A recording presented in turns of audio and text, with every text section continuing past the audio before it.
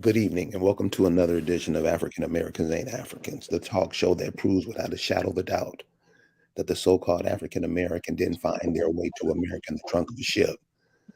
I'm your host, the Indigenous One. Tonight, I just want to share a little something with you because the last couple of nights, people have been interested in, well, how do I find my family? I'm coming in at a roadblock. Something's not clicking. And you got to remember one thing about your people back then, as is now. Everybody's living a life. They're doing things. They have ethics, they have morals, they have values. And those values rise them up and make them things. Unfortunately, since we moved away from these people and we moved away to these cities and we started doing what other people do, we lost those core values that we once had. We moved to cities and we come pop lockers and all kind of nonsense. So so the brother that was calling asking, about finding your family and stuff. One of the this is only one teeny bit of some things that you can do to find out what your people did. What did they do? What part of the country did they live in? Did they live in a place that produced tobacco?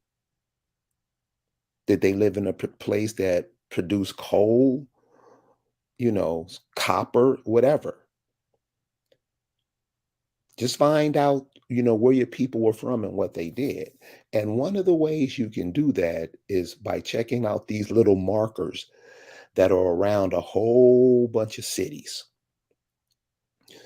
It could have been your people who helped erect these markers. But when you look at these markers, they have names of people who lived in certain places and did certain things. Your people could have been connected to those people in some kind of way, went to those people's churches, all kind of things. This is just one teeny bit of information that you could use to might find your people, depending on what your people did. You know, so this was a marker. This brother from South Carolina. So he said he's looking for his folks, and this is the example I'm giving him. If you look at, and this is especially in the South, in a whole bunch of areas where our people are from, whole bunch of areas. And I just want to share with you these brothers on this marker. Now, this is talking about a cemetery where some prominent people were buried. I'm not saying to go and worship or do none of that. I just want to show you what these people did and the next guest that comes on is going to show you those pillars on how those people were able to get things done, what they did, what they thought, what they believed in. So we're just gonna go over this marker real quick. Then I'm gonna bring in our guest and just, this is just a way to show you how these are ways that you can use to find what were your people doing. Was your grandmother the best chocolate chip cookie maker at whatever Baptist church? I don't know. Who was her clients? Who were the people that helped her? Those could have been your people or you. I don't know. So this is just one example of how it's done. So check this out. Among the prominent persons buried here are Reverend Isaac Brockerton, the founding pastor of Macedonia Baptist Church, Edmund Dees, prominent Darlington County politician, and Lawrence Reese, a self-taught designer, master craftsman, and designed several houses on West Broad Street. This is a National Register of Historic Places in 2005. Now, all I'm saying is that your people could have knew these people, been related to them, been business consultants or partners or whatever to these people.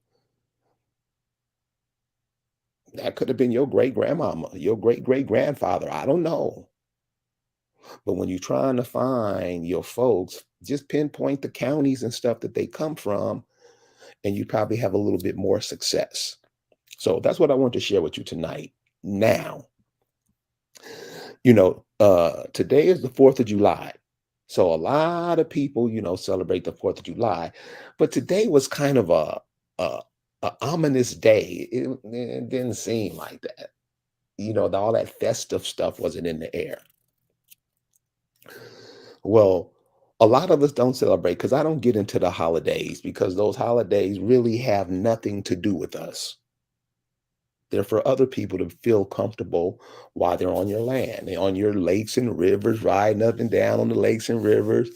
You know, that's how they celebrate on top of you. The song, the rocket's red glare, the bombs bursting in air, they blowing you up. They're trying to destroy what you had built. So bring on the brother now. The men that I just introduced in this, they live by certain ethics, certain principles, certain ways. And that's how they got down. And when I look out over the horizon, as us as a whole people, especially what's going on in the world and all this negativity aimed at us, a lot of this stuff we do ourselves to ourselves.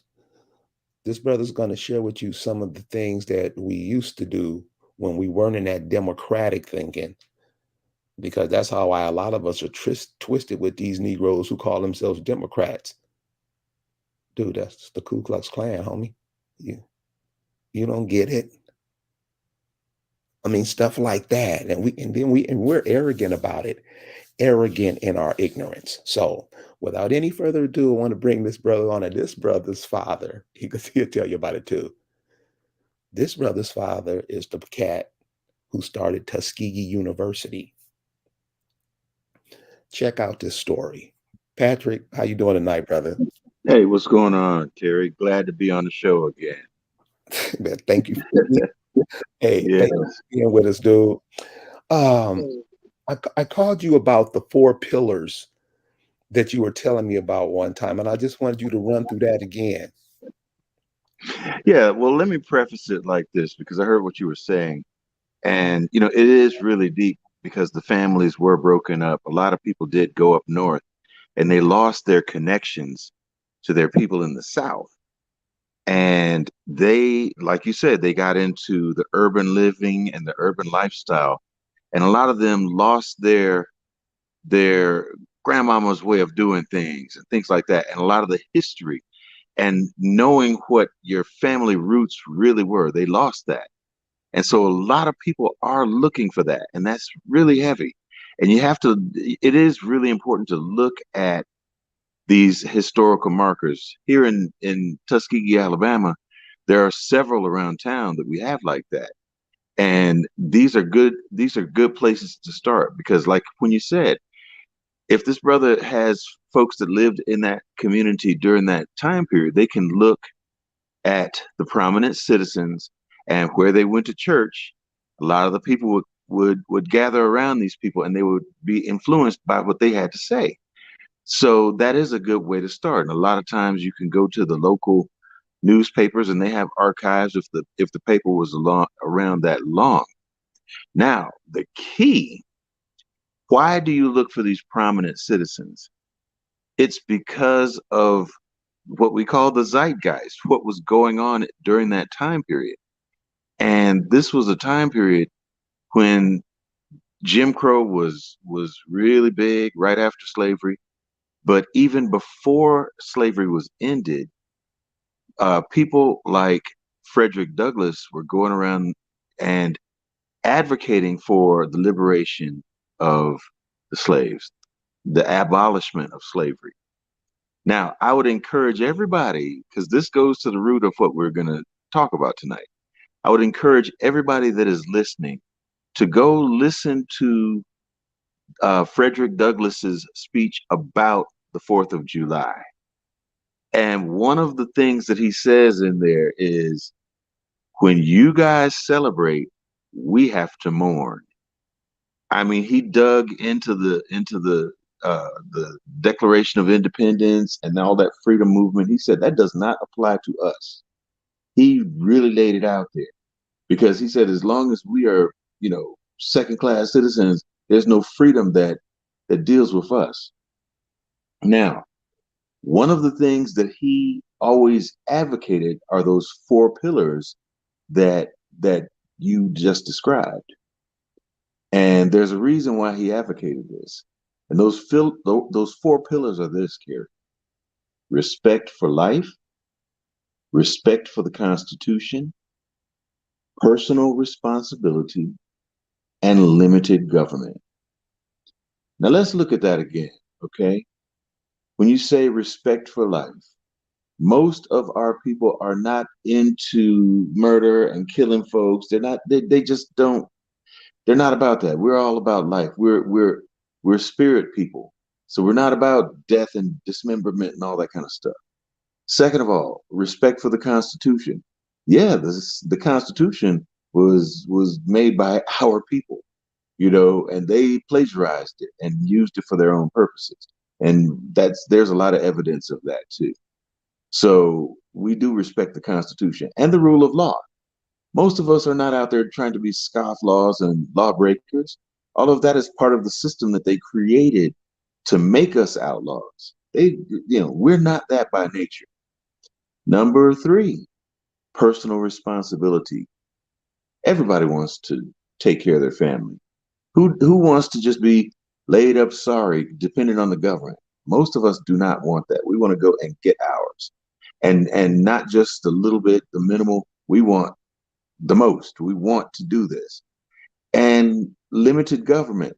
Get out of our way. Stop giving us all these regulations and rules about why we can't do something and barriers to entry into certain industries and businesses. Get out of the way, government. Just let us do our thing because we're industrious people. We built this country. So, I mean, all of that makes sense. Now, so when we talk about this, we talk about these communities like where this brother was. And you have to think about other communities. The most prominent one would be Tulsa, Oklahoma, where Booker T. Washington called it the Black Wall Street. Now, he gave it that name, and it stuck ever since then. But you have to think about the Greenwood community in Tuskegee, Rosewood down in Florida, and so many other cities like that. In fact, Booker T. Washington was responsible for, I think it's Eatonville, Florida, Mound Bio, Mississippi, Grambling down in Louisiana, and Tuskegee Institute. Now, a lot of people don't know this. This is important. And when we talk about prominent citizens and people to look for when you're looking for your loved ones and your roots, Booker Washington really lived by those four principles that were laid out by Frederick Douglass. There were a lot of communities that took that to heart. And that's because that was a selling point to sell to white America. Look, you let these brothers do this, they will not be a burden to you. And essentially, if you don't do this, they will be a burden to you because you're going to have to take care of them. He said, set them free and give them all the tools that they need to do what they need to do. And they did that. And that's how Tulsa got built. That's how Tuskegee got built. Booker T said, okay, we're going to build a city inside of a city. Now, when you look at these other cities that Booker T influenced, there were a couple. I didn't even realize this till very recently. I think one of them was Mound Bayou, and I think another one was Eatonville, where these cities were incorporated back in the 1800s as all Black cities, all melanated cities from the beginning. They never had white authorities there. That's what I'm saying. There are several places like that. But because Tuskegee was already a city populated by white folks, Booker formed his own city called Tuskegee Institute, which still exists to this day. It has uh, uh, uh, a separate zip code, all of this. It's its own place, and it took that self-reliance thing to the next level. They had their own laundry, electrical service, and heating systems, water systems. They had it all. They had their postal system. They had everything as a separate incorporated entity inside of another city. So that utilizes that principle of self-reliance. Okay, limited government on the grounds of Tuskegee University, which was Tuskegee Institute back in the day. They had their own law enforcement and all that kind of stuff. They took care of their own. That was what the whole thing was. Respect for the Constitution. They honored that because that is what when they really enforced certain parts of the Constitution, it made everything better for everybody. When they actually enforced, when they pushed those issues. So communities like that, where Brockington was in North Carolina, those places were the places where you look for your ancestors. You look for those prominent folks, just like you can come down to Tuskegee and look for your folks, or Eatonville, or any of the Mound Bayou, any of these other places. You can go down there and you go to those communities and you can find the folks that you're looking for. And there's another one that's really deep. Down in southern Alabama, there's one called Africa Town. And it was founded by the people that had the last slave ship. Now, when you're looking for your roots, if you find your roots down there, that's really heavy because these people, okay, now, Carrie, you're going to love this story. You've heard the story of the Clotilda. I stood up to the historian when he made this point about, oh yes, this was the last slave ship that went to Africa. And I confronted him. I said, that is a schooner. The picture on that they were showing was a schooner. I said, those don't fly out, they don't sail outside of 100 miles from the coast. And so he went into this elaborate story about how they retrofitted it with an extra ballast, and they went and essentially kidnapped some African folks and brought them over here. This was after slavery was ended. It was some bet that they had with each other. Now they call that the last slave ship. Well, that was a kidnapping voyage right there. They brought these people here. They were enslaved for like 5 years. They still had their original language. You don't see that all over the country. You see people with their indigenous roots right here. Most of us are from right here.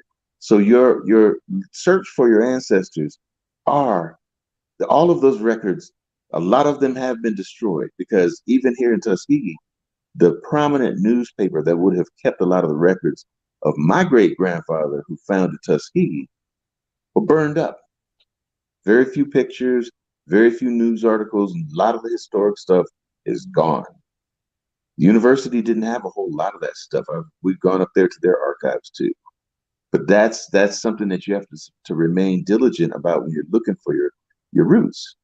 People come down here all the time from the north or other parts of the country and don't realize how treacherous things were here because they were, like you said, they were up there in New York potlocking and didn't realize how deep it was down here until they get down here and see that vestiges of that still exist. Jim Crow still exists down here in Alabama. In fact, the last show that we did was about the Jim Crow voting system down here in Alabama. So yeah, it's really deep. So I don't celebrate Independence Day. I've said all that to say I don't celebrate Independence Day. I celebrate the 4th of July because that was the day that Tuskegee Normal and Industrial School opened its doors for the first time. And the first students walked into that class. And that was my great, great, great grandfather that did that. And then his daughter, Virginia Adams, my grandmother's grandmother, was the first graduate of Tuskegee. So I celebrate that heavily. And these are things that we have to celebrate. The birth of HBCUs and the birth of all of this progress for the people to get their education and move forward. And Tuskegee Normal School was originally developed as a school to teach teachers. When Booker T got there, yeah, they taught some teachers, but then they taught the people all these industrial arts as well as the academic arts. So they were very well rounded in their educations. So that's something that we definitely celebrate. And on our channel, we have that up there. We did a celebration today. And people can go to Tuskegee Virtual on YouTube and Tuskegee Virtual on Facebook and see the story of Booker T and Lewis Adams. Now, see, they both have roots here. And if you go and look at the historical markers, you would see the names of these other peoples. And when you look at the last name, that might be somebody that you're related to. Like Booker T had three different wives, and they had families. And so they had their maiden names. So all of them could have been related to somebody that you know. You've got to do the research and get close and just hone in on what you're looking for, because when they say we have a stolen legacy, that is for real, Carrie. That's for real. Seriously. So with those four pillars that you talk about, how could those be implemented today? Well, first of all, you got to remember what has happened in the political structure since we were doing that back in the day. We've had a reversal, a shift in the polls, because our people back then under Frederick Douglass, we were conservative Republicans. And if you realize what that means those four pillars. And when the white people saw how wealthy and prominent and how successful we were becoming with those four pillars, they vowed to make conservative Republican a dirty word in melanated people's mouth. And guess what? They succeeded. Because most people, when you hear that now, most of our melanated folks, if you say conservative Republican, they're instantly disgusted. They make a face. But that was the ideology that enriched our people to an extremely high level. And they couldn't be having that, especially when you look at our birth rate. They knew that we were going to outpopulate them in a short order of time. They knew the numbers. So when you talk about using those pillars today, we have to update that to the modern understanding. And if you look at each of those pillars, they can be applied to what's happening today. And when you talk about respect for life, our people need to stop killing each other. That's crazy. It's ludicrous. It's stupid. Okay, we need to stop killing each other in these senseless crimes. There's a bigger enemy. If you want to go up against somebody and do some damage, there are bigger fish to fry. And I'm not advocating violence against anybody, but we don't need to be doing any damn injuries and murder of each other. That's first of all. Respect life, bro. Just respect life, people. Respect for the Constitution. Now that is really close to my heart. And I have a lot of friends that would really admonish me if I did not say this on your show, Carrie. Everybody listening to this show needs to get a copy of the United States Constitution and read it, because the Constitution is where they lay out these different the different guidelines on how to be in the United States and in America, basically. And they protect everybody. They didn't write it for us, but it protects everybody at this point. So you have to look at that and learn that, because when they start to violate your rights, you have to know what your rights are first. So that's number two. Respect the Constitution, but know it, inform yourself about it. Personal responsibility. That's another one. This gets political too. It's like, stop asking the government to solve all your problems. Get just get it together. Take, people, everybody needs to just get a grip and understand that if you really focus on something, you can accomplish it. People want to blame the white folks for this and blame the white folks for that.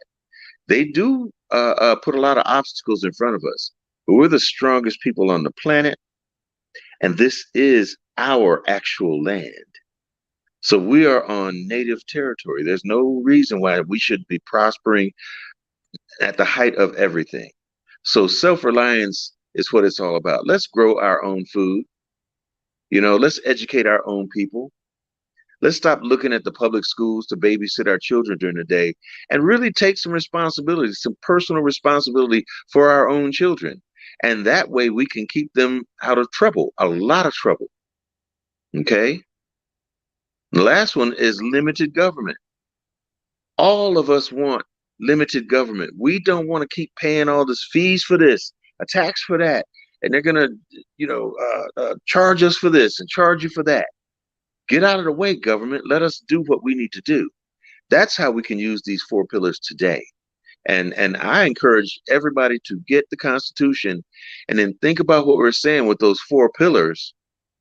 And I'm not encouraging anybody to be Republican or Democrat because neither one of us, and now, Carrie, you and I have had this conversation so many times. Neither one of these parties give a crap about us. They don't give a rat's ass. The Democrats, we are just voting fodder for them. They just want us to vote for them in mass numbers. That's all they want. Republicans, they just want us to, go away or die or something, whatever. The point is, we have got to stand for ourselves and be self-reliant. That's the main thing right now. That's the most important thing is our own self-reliance, especially with the economy collapsing and all these rumors of wars and rumors of wars. It's time for us to buckle down and really get a grip on what we're doing. And that means reconnecting with our loved ones, learning what our ancestors were doing, finding out where our property is. Because there's a lot of people like this young man, this brother right here, is looking for these folks in Carolina. They might have land that's been abandoned. They don't know what's going on up there. But all of that they did intentionally because they did not want us to know these things. That's how they kept it out of our eyes. We've got to find our people by any means necessary. And we've got to do what we've got to do to make sure that the young people understand the value and the importance of the legacy that our ancestors left for us. We got to do it. Yep. Yo, man, thank you. I mean, and what I want to show with what you were saying is this: whatever is put out against us, if we take that shit in and hold it and just hug it and never let it go, we got to change what we get. And so that's what I'm trying to do here. Just because they celebrate the 4th of July for killing you off doesn't mean you have to look at it the same way. So, like Patrick was saying, he looks at the 4th of July a whole different way because these cats built a institution where they could teach the people who are outside, like we're still outside the mainstream now. These people were teaching people who were on the outside of the mainstream how to fend for themselves. That's pretty kick ass to me. Teaching and one of the things about Tuskegee that Patrick taught me was they built their own bricks to build their own schools. Now, this was over 100 years ago. Ask yourself this question: could we do that now? Go from San Diego to Maine, go from Miami to Seattle. Are any so-called African Americans, are we doing that or teaching that? With all the education we got, with all the money we got, with all this stuff we done got from somebody else, because that's how we use our energy to make sure other people live well on your land. So man, I think those four pillars are extremely important. And man, I appreciate you sharing it with us. Hey, no problem, brother. It's all about the upliftment of our people and lifting the veil of ignorance off of our folks. That's how Booker T put it. Lifting the veil of ignorance. We got to do that. And I think it's really important what you were talking about earlier about finding our ancestors because we have to know our history. We have to know where we came from. We've got to know, because people that don't know their history, they're just kind of flopping around, and when we learn our rights, and I don't mean our rights as so-called African Americans, because that's bullshit. Of course, you know that. But I'm talking about our rights as actual indigenous people. You know what I mean? We have Yes. to learn that. We have to understand that the majority of us are not from Africa. We're not from there. It's just a handful, but they're very few and far between. They want to put that label on us to diminish us, because that's not a nationality. That's bull crap. And that's what I'm saying. We got to learn our history. So when you look for your people, look for their successes, but understand that their successes are taking place on our land, on their own land, our native land. This is why they're doing what they do, because they know that this is our native land. They know that this is our home turf. This is why they want to co-opt all the stuff that we do. This is why they want to name their sports teams after us,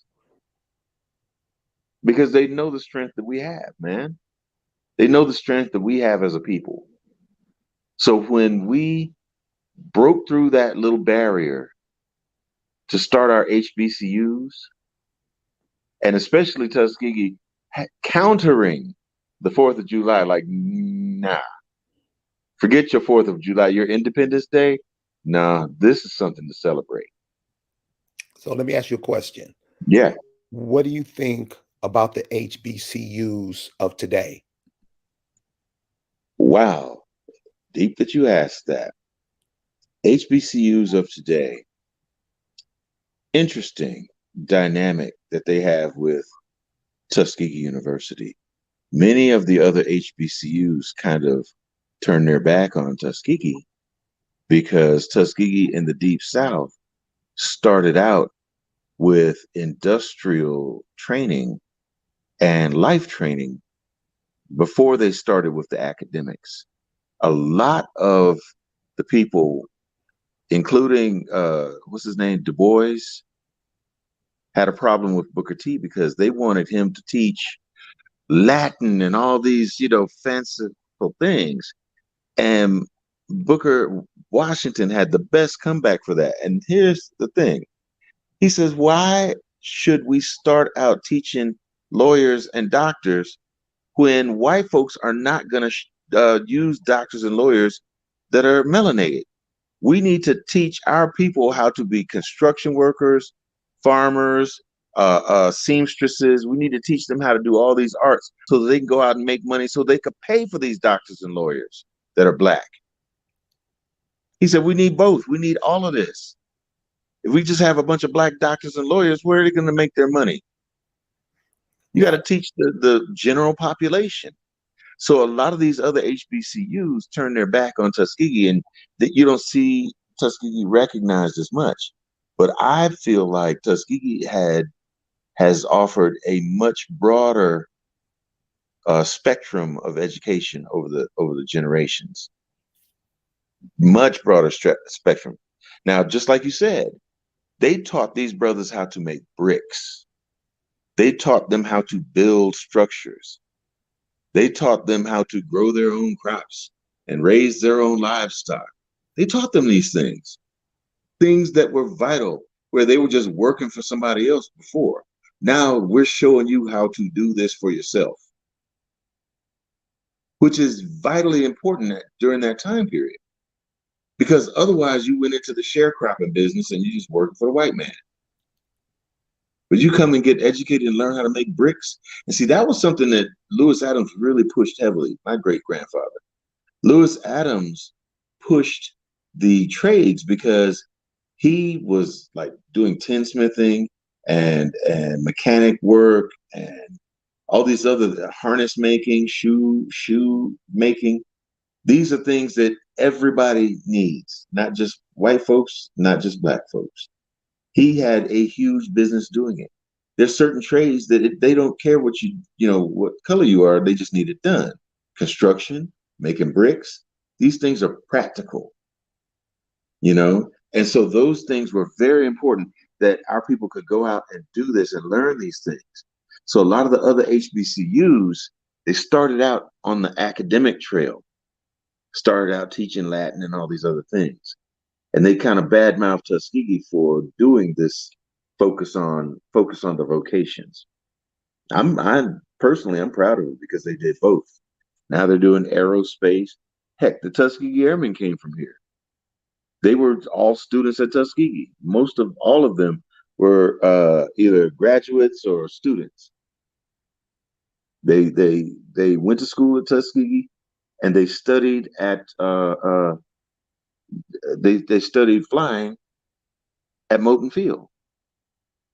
So yeah, we you know we have a fairly decent relationship in terms of the ones in the South. Morehouse and some of these other schools, we play them and we kick their butts in football most of the time. but but in terms of the history, they don't see us the same because they were all into uh, uh, they were all into the academics way more than the vocations, whereas we down here were into both.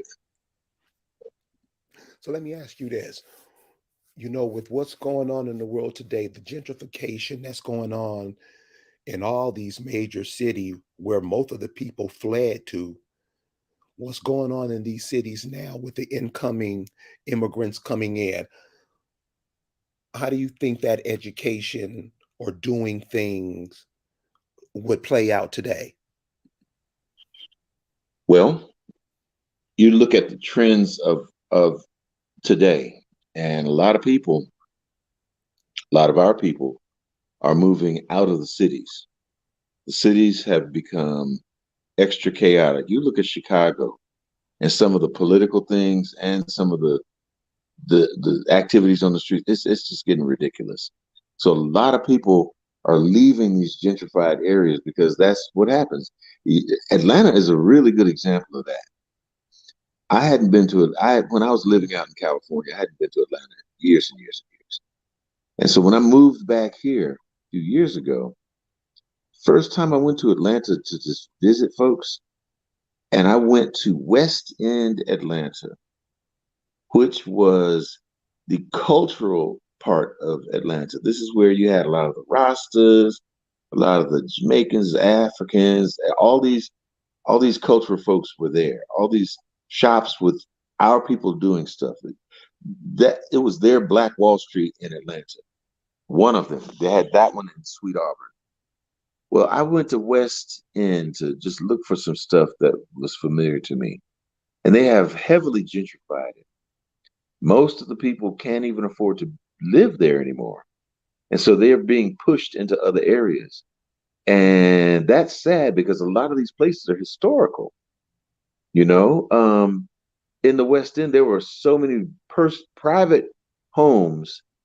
There were like, prominent people grew up in these homes. All these homes have been destroyed and torn down now, and they've got high rises there, in places that are, too expensive. So a lot of people want to get back to the roots, and I applaud that. And I see so many people coming back to Tuskegee, and they're looking to get a piece of land out in the country somewhere, and that's beautiful because they want to grow their own food. They want to take care of their own situation without having to worry about being dependent on the government. Because let me tell you, a lot of people that are listening to the show here tonight need to understand that things are coming to a head, and this European dominated society and their way of governing and their way of economics, it's on its way to collapse. And they'll tell you that themselves. They know it. They're aware of it. That's why they're stockpiling food and ammo. So, we don't need to be stupid. We need to be prepared. And that's how I feel about the cities. The cities are cesspools now. You got all this craziness going on, people shooting, and mass shootings going on all over the place in these cities now. Smaller cities are starting to have just mass shootings. So yeah, and a lot of this is pre-planned because they want to instigate and start this going. And that might be for another conversation, but yeah, it does get really heavy, and it's good that people are moving out of these cities and coming back to their roots. And when they come back, and this is another reason why so many people are looking for their family members, like this brother in Carolina. They want to find their roots. They're like, okay, I'm tired of pop locking. Let's go back to where we came from and see what's going on there. Find out what grandma and granddad left, and is it something that I can claim? Is it some land? Is it anything that I can come back and look for? Even if it's just the history of our family, and maybe I can find some cousins that I didn't know about. People are looking for that. People are waking up to the big lie that's been pulled over our heads for so many years. They're conscious of it now. Right. Yeah. Well, cool, So Patrick. Man, I really appreciate that share you did, man, because it gives people, another another way you can look at yourself. yeah, Just don't look outside of yourself. Look into yourself because there's a whole bunch of people you're connected to. What they call that sixth degree of education. I may not know it, but you may know it, or your wife may know it, but so it can still be gotten to. And so when we look at our families like that, you are a part of something bigger. Just look at yourself as a leaf on a tree. You want to compare. You're yep. connected to that many people. So, brother, I just want to say thank you for sharing that with us tonight. And thanks for sharing your time with me tonight. Anytime, my friend. Anytime. Cool, man. Well, look, you have a good night and we're going to chat soon. We definitely will, my friend. Look forward to hearing from you. All right, brother. Have a good night. Peace out.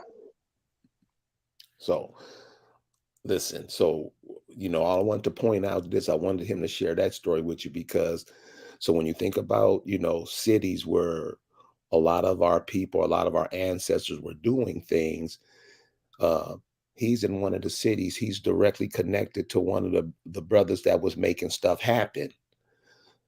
A lot of our families was doing that, helping him.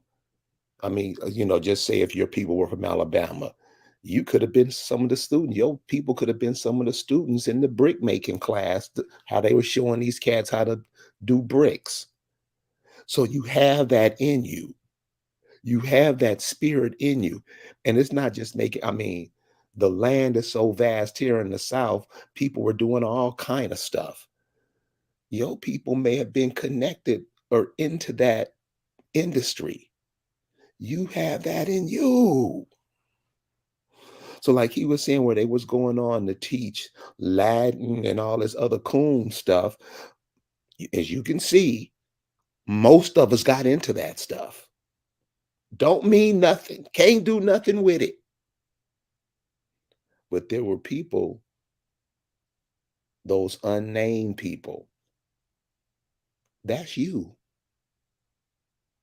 all day long. I know a lot of y'all from Africa and all that.